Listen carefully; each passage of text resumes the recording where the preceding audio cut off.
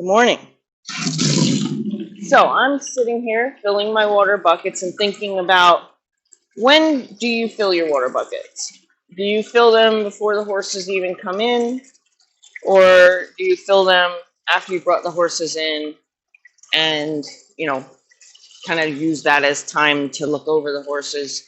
So like when I'm filling the water buckets, I look over the horse, see if there's just anything that they're doing that seems off. Did they, are they seeming to be interested in their food, or are they kind of standing unsure if they're hungry? Do they have any obvious injuries? Is there any swelling? So I do all that while I fill water buckets. Another reason I fill water buckets after they're in is for the horses that like bring a mouthful of grain and drop it in their water bucket, and then they won't drink their water for the rest of the day because it kind of takes on a very fermented smell quite quickly. I got to keep moving. This is Bentley making a mess with his hay. And he's another reason why I do water buckets after the horses are in, because his grain bucket normally hangs right there, and he does this flippy thing with his hay, and he does it pretty violently to where he ends up with hay in his hair and his ears and whatever. And he's developing cataracts. So he actually is having some vision issues. So I like to make sure I get that bucket out of here for the day so he doesn't bang into it too often. He'll do it like just violently anyway because he likes to fluff his hay, but which of course he's not going to do for us right now because that would be too much fun for us to actually see him do it. But he'll flip his hay, look, all the way up into the rafters, right? Good boy, Bentley. Okay. Let's get out of here.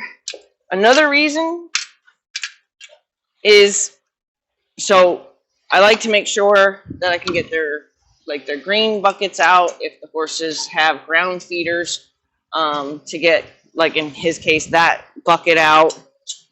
And then this horse's case, get this bucket out. So this way, when they lay down later, it's not something that's potentially going to get under their feet when they go to stand up. My concern is always, like with a ground feeder, is that somehow, some way it got where they're going to be trying to stand up from. And they'll get a foot on it or something, and they go to stand up, and they, have an ice skate underneath one foot. Okay, silly me, I didn't bring the hose. So, hold on. I left the hose at the last stall. The other real reason, those are all real reasons, don't get me wrong, but the other important reason, especially as the temperatures increase, is my horses have a tendency to take a post-grain drink. Some of my horses, even though they have access to water outside, were caught off guard by my coming to get them, or they busied themselves waiting at the gate and forgot to get any, otherwise desired drink because their focus changed. So sometimes they come in thirsty, and even though this horse has got a 6-gallon bucket and a 5-gallon bucket, he's a big guy. He'll drink pretty well throughout the day. And I want to make sure that if they do take a pretty hefty drink first thing when they come in, I don't want that to compromise the amount of water they have for the rest of the day. So I like to make sure that if they do choose to take that big drink, I'm available either in the moment, or in his case, it may be I have to come back with the hose in a second to accommodate his reduction in the amount of water that he had. So it's fan season. My little one this morning heard the fans. I only turned on 2, not one that he would have to go past, because I do need him to be, comfortable with the fans. He panicked this morning, not about the fans. The fans brought up high alert. It was a toad. Because he was in high alert, the first thing that moved scared him. So he panicked about a toad this morning. Okay, hold on, I'm going to cross through the stall. Okay, so he's probably going to be an example of a horse that won't even let me fully fill a water bucket before he's got his head in it, because he likes to drink it while I'm offering it. Right, Boo? Right?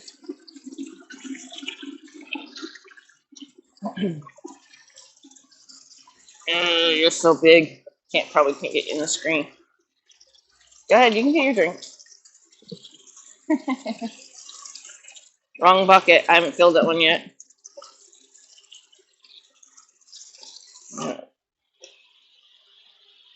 But here, let me turn the water off so you can see how much water is in there. And then let's see how much he drinks down, which would be compromising how much water he would still have later on. That's not a bad drink. He'll come back. He'll come back.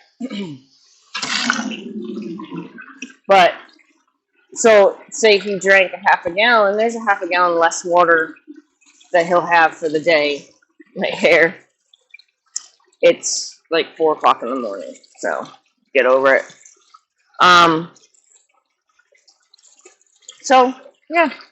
I like to make sure that I get a chance to really look them over. You know, while I'm standing here, I'm talking to you, but I normally look the horse over. Make sure that there's nothing bleeding, nothing swollen. You know, move that before I dump it in a water bucket.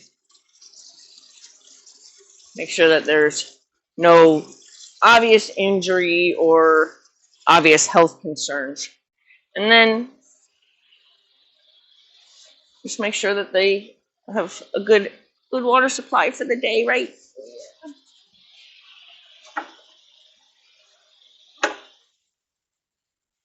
Okay, that's it.